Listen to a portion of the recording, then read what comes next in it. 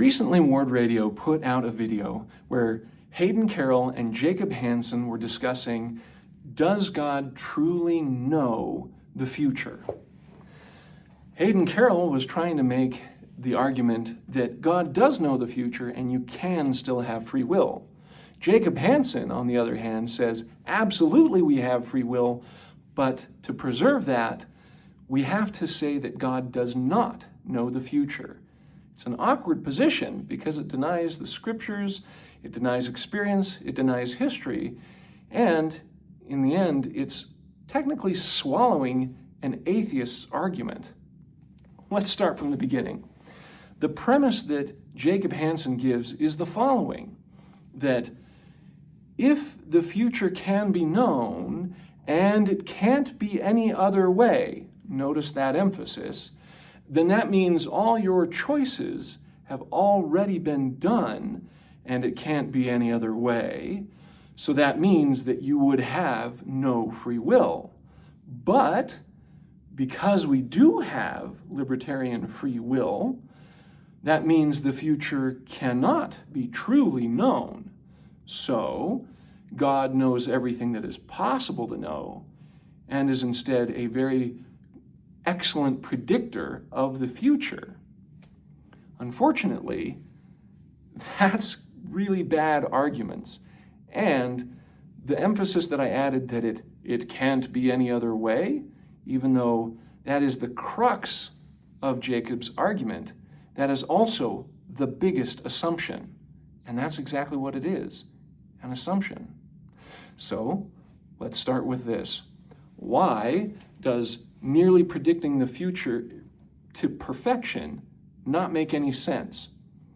Here's why. It's functionally the same as knowledge. I'll do this through analogy. In physics, gravity and acceleration were totally different things. You can stand on a planet, gravity is caused by mass, and acceleration is when you go from zero velocity to greater velocity. It is the second derivative if you really want to get into it, but that's a totally different, really mechanical way of getting into it. Ultimately, they were always thought as being very separate and different things. But Einstein did a thought experiment which opened a key to understanding the universe. If you are in a rocket that has no windows and no doors, and you are constantly accelerating at the same rate, that is effectively gravity that you feel from your reference frame. And so gravity is equivalent to acceleration, and acceleration is equivalent to gravity. And because of this theory of relativity, both general and specific, we understand the universe a lot better. It's the same way with this difference between predicting near perfection and knowledge. You can have all you want that you can say, well, yeah, it is predicting still, but it could be different, even just a tiny bit. Functionally, it's really not.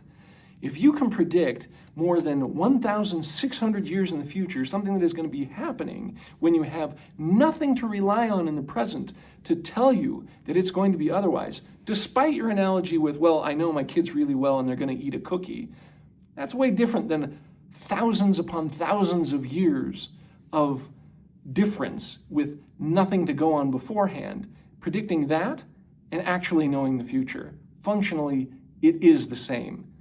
I'm sorry, there's no way around it. It's equivalent. But more importantly, you sidestep that whole problem altogether if you get to the root of the problem. The assumption that it can't be any other way. See, the logic of both the atheists and the tacit acceptance of that to try and fight against it for free will that Jacob Hansen did is that, well, because our universe, if it were all perceived all at once and it always existed, it means that all your choices have already been made, so you don't have any other choice. Do you see how it's telling you what to do? Do you see how that's prescriptive instead of descriptive? That's the wrong way to look at it. It's saying that, well, because it's already existed, you have no other choice. You will have to make these, otherwise then it didn't already. It's a logical fallacy. There's contradictions. It can't work out. so you have to do it this way, and that means that you have no free will. Unfortunately, that's wrong. It's just, look at it from this way. It's descriptive. Yes, our universe may all completely be known and be seen all at once, but that doesn't negate that they're seeing the end product of what our choices were. We made those choices. That was us. In our time frame, in our space, in our perspective, we have choice, and we made those choices. Just because someone else can see something from an entirely different dimensional perspective does not negate what we experience. And that's the crux of the matter, is that, and that's why it was such a mic drop when Hayden Carroll said, "Who made the decision?" We did. And that's exactly right. See, I understand Jacob's arguments. I understand his logic behind it. Unfortunately, it doesn't have to be that way. And here's what I mean. He's going from axioms from our perspective. We live in 3 dimensions. We have a linear way of viewing time. And he's not stupid. He understands multidimensional type arguments. In fact, a great resource for that to help you get your mind out of it is revisiting Flatland. Flatland was written about a circle in a 2-dimensional world being told that there is something called a 3rd dimension, up and down. And he doesn't believe it until he's pulled into the 3rd dimension by a sphere and shown that in the 3rd dimension, you can look at the entire universe of the 2nd dimension all at once. Now, see how that makes a difference? An entirely different dimension, an entirely different perspective, which means an entirely different experience. Does that negate anything that happened in the 2nd dimension? Not at all. And in the same way, if time can be perceived different than this 1-dimensional linear path, that it's conceived of in 2 dimensions, or maybe even 3 dimensions, we don't know how God sees it, it helps alleviate those contradictions. It just means that from where we're at and what we perceive and what we do, we actually have the choice, because this is what we live in. Just because someone else can see it in an entirely different way doesn't negate what we have and what we do and the choices we make. He knows the end from the beginning. All our choices are present before him, but they're still our choices, and that will never change. Sure, he may say, well, in the true reality of the things, in the greater dimensional way of doing things, it means it's already been done, and so we're just living in illusion. Well, no, it's not an illusion. We are here. This is our experience. This is what we have. If you're taken into an entirely different dimensional way of looking at things, it's a totally different experience. And it doesn't negate anything that's happened before. Let me show you examples. When I said that he denied the scriptures and prophecy and history, let's start with the scriptures. And I think that's important to note. Remember, Hayden pointed out that Jacob wasn't going to use any scriptures, and that's for good reason. He's relying purely on the logic and axioms that he knows in our experience we have here. I'm going to make a positive example now. All right, so from the scriptures, we can see Isaiah 46, 9 through 10. God declares the end from the beginning. Acts 15, 18. Known to God are all his works from the beginning. Revelations 1:1, he's showing his servants things that are shortly to come to pass. 1 Nephi 9:6, the Lord knoweth all things from the beginning. 2 Nephi 2:24, all things have been done in wisdom of him who knoweth all things. Words of Mormon 1:7, the Lord knoweth all things which are to come. Now it's extremely explicit, isn't it? 1 Nephi 11, 1 through 21, Nephi is shown the future of his people, the future of Jesus Christ, the future. Doctrine and Covenants 38:2, the same which knoweth all things, for all things are present before mine eyes.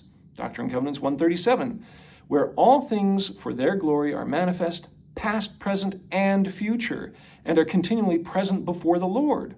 Doctrine and Covenants 93:24. And the truth is a knowledge of things as they are, as they were, and as they are to come. And just after that it says, and whosoever is more or less than this is the spirit of that wicked one who was a liar from the beginning. So there's a bonus for you. Moses 1:6, all things are present with me, for I know them all. Abraham 2:8, I know the end from the beginning. Moses 7:41 through 67. This is where Enoch is shown the future, the flood, Jesus Christ, the establishment of Zion, everything. In the Book of Mormon, there's like 2/3 to 1/2 of the whole Book of Mormon that was sealed that had to deal with prophecies of the future. In Mormon 8:34 through 35, Mormon is shown our day. So Jacob is put in this awkward position where he's denying all those scriptures. He's denying the experience of the prophets being shown the future. It's denying the historical record that shows that God prepared for the future by telling Nephi to do the small plates because the 116 pages would be lost. So all of that shows that God knows the future. And even if he had near perfect prediction, it's the same as knowing the future in that case. You don't get to cop out and say, well, there's a difference. No, functionally, it's the same. And there should be no problem with that. Why? Because the contradictions that Jacob brings up and that atheists bring up, again, this is why Jacob ended up arguing like an atheist, is from our perspective. Here's the other analogy. Geometry. We learn it by having axioms and ideas on a flat plane. That's Euclidean geometry. In Euclidean geometry, parallel lines on a flat plane will infinitely go in the same direction and never cross. And that's true if it's a perfectly flat plane. But there's other types of geometries, other dimensions.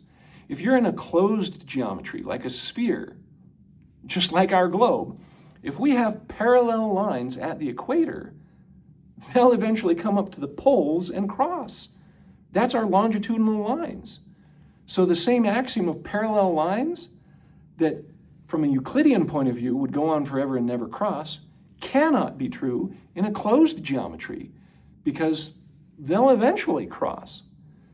And it'll also be different on a hyperbolic geometry. Hyperbolic geometry is a plane that is shaped like a saddle. The axioms don't apply. And so to sit there and jump up and down and insist that, it can't be this way, there's too many contradictions, it falls apart, is wrong. Why? Because you're saying that those contradictions exist according to the axioms and knowledge that you have in our existence that we have here, the three-dimensional, linear experience of time. If you truly expand your mind, go back to flatland, go back to the multidimensional experience. If you are pulled into a different dimensional experience of time, then you could see our entire universe, the end from the beginning, just like God.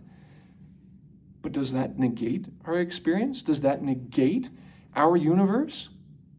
No, not at all. And that's the point.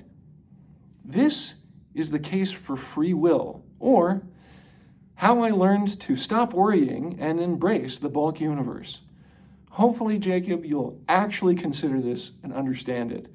And hopefully it changes your mind. That way you don't have to deny history, prophets, and the scriptures. I hope you guys have a great day. We'll see you.